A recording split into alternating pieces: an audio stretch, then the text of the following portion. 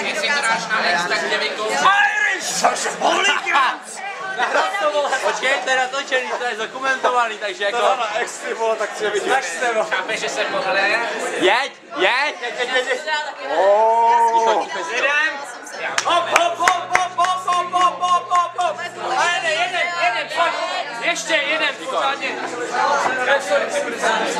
Jo! Dělej vyklopte do sebe. Už nemůže! Ticho! To pobleješ. Počkejte! Počkej, to není za 3 vteřiny. To jedno! Dělej, Jane, kurva. Ticho! Já to taky Musíš! To dá! On to dá, jo. Jeď! Tak to chci vidět, ty vole.